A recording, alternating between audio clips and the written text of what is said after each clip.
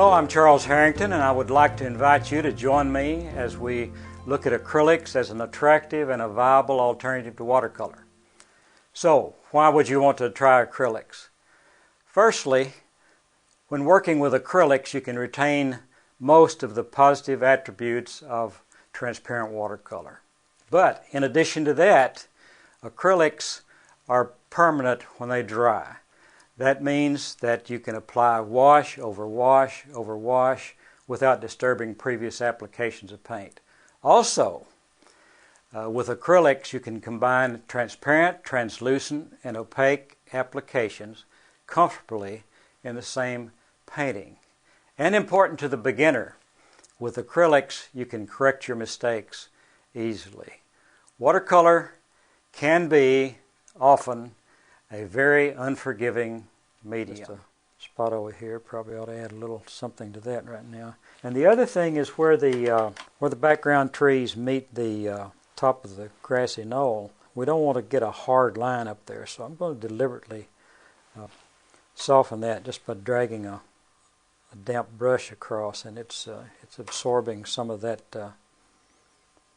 color, but it's also providing a means by which that paint can crawl down into the lower areas.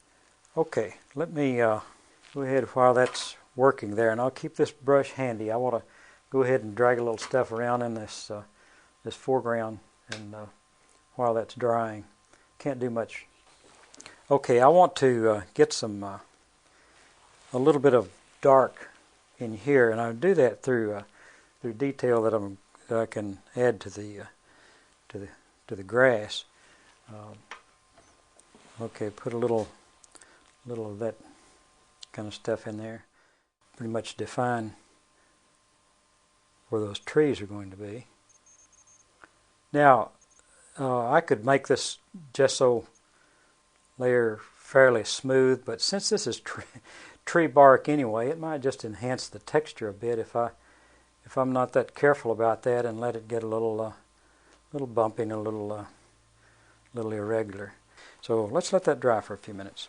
Now the gesso that we use to define the tree is dry. I'm going to use a fairly small round brush, and what we want to do is we want to paint on that just like we did the white canvas to begin with. I'm going to first put a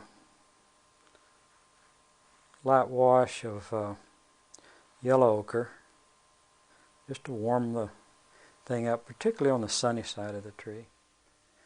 In these demonstrations, you have seen acrylics used to emulate many of the positive attributes of watercolor. And you've seen some techniques that go beyond the capabilities of watercolor. I'm confident that as you try acrylics on your own, you're going to agree that they offer you, the artist, an attractive and capable painting medium. I wish you great success in your own painting efforts.